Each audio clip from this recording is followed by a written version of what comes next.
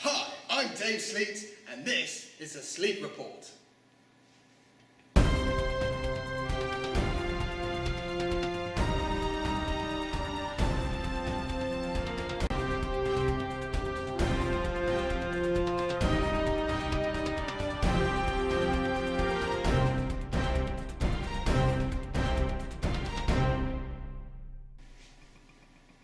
Remember the Israelites? They were God's special people. And think of all the incredible things He'd done for them. He'd chosen them to be His people. He'd rescued them from slavery in Egypt. He'd given them their very own land to live in. They were probably going to be really grateful for that and realise that the best thing for them was to live the way He wanted them to, right? Wrong! Here they were, finally in their own land, just like God had promised them, but they didn't obey God like they should have done, and they didn't trust God like they should have done. They weren't very good at being God's people at all, really. You see, the Israelites had made promises to God, like a contract. They were supposed to live like God's people should live, doing what He told them to. And they were supposed to get rid of all the people who lived in their new land, Canaan. Now, you might think this is a bit mean, but there were good reasons for getting rid of the people who were already living there. For one thing, those people had ignored God and lived the wrong way, so God was punishing them by taking their land away from them. As well as that, God knew the Israelites would be easily distracted and easily pulled away from following Him completely. You know how easy it is to think other things are more important than God, or more fun, or more interesting. Admit it. It's not just me, is it? We've all been there. Well, the Israelites were just the same. God knew that if they were surrounded by people living however they liked, worshipping other things that they called gods, that weren't the real God, the Israelites would end up acting just like them. And the Israelites were supposed to be different. They were supposed to be God's special people. And that's not something to be sneezed at. Achoo! Sorry. When the Israelites first got into the land, it had all started quite well. They listened to God. They fought off the people in Canaan, and they got rid of them. But then they started to make excuses. Oh, the Canaanites were too strong. Or, well, if we leave them where they are, they could work for us. Or, aliens had come down and stolen our swords. And, well, not that last one, but the truth was they just didn't trust God enough. So they didn't do what He had told them to. In the end, God's people were living in the land, but there were other people living there too. And guess what happened? Yep, that's right, exactly what God had said would happen. God's people started living just like all the other people did, and ignoring God, which is a very, very silly thing to do. And here starts a cycle of events that will just keep happening over and over again, as you might expect from a cycle.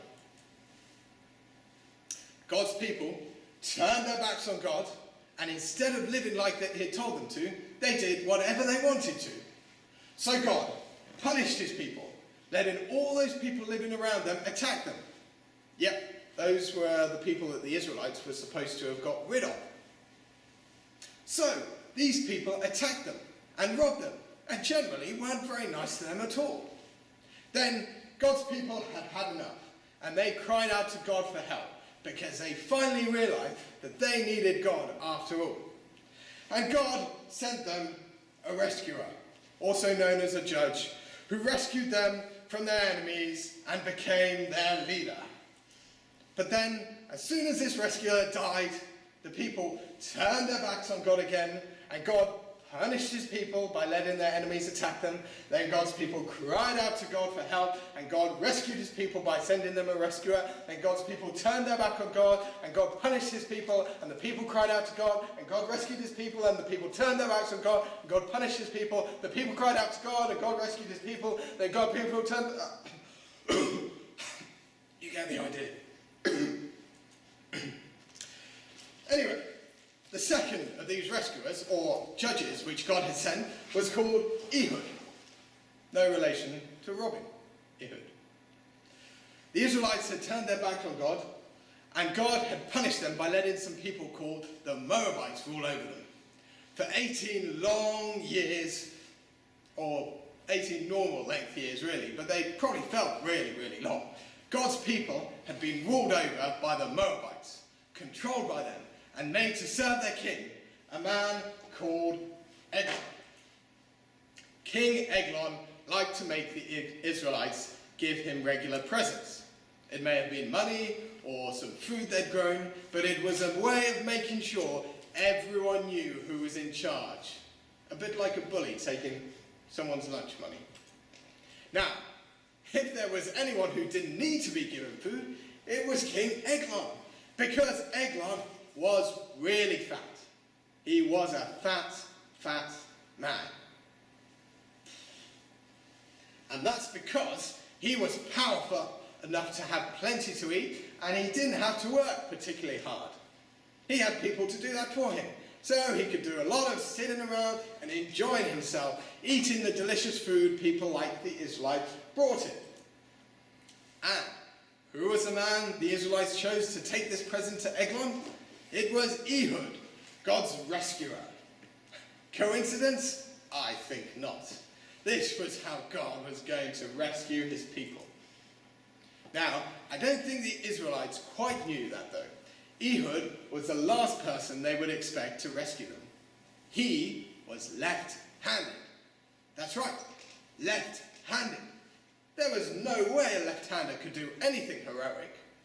Of course, we all know that left-handed people, if anything, are better than right-handed people. All the best people are left-handed. Like Ehud, or me, for example. But back then, the right hand was the hand that most people used to fight with.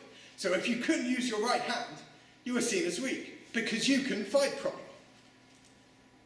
Ehud's right hand may have been damaged in some way, or he may have been just your average left-hander, but the point was he was a weakling.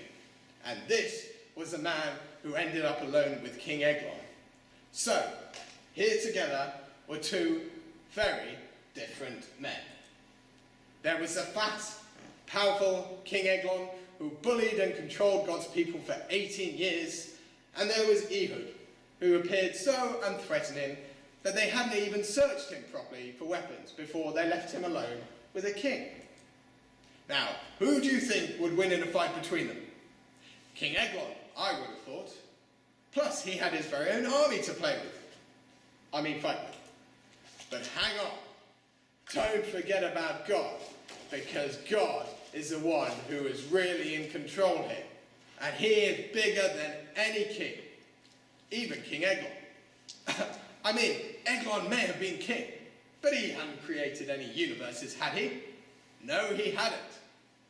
And this was a chance Ehud had been waiting for, the moment that he had planned for.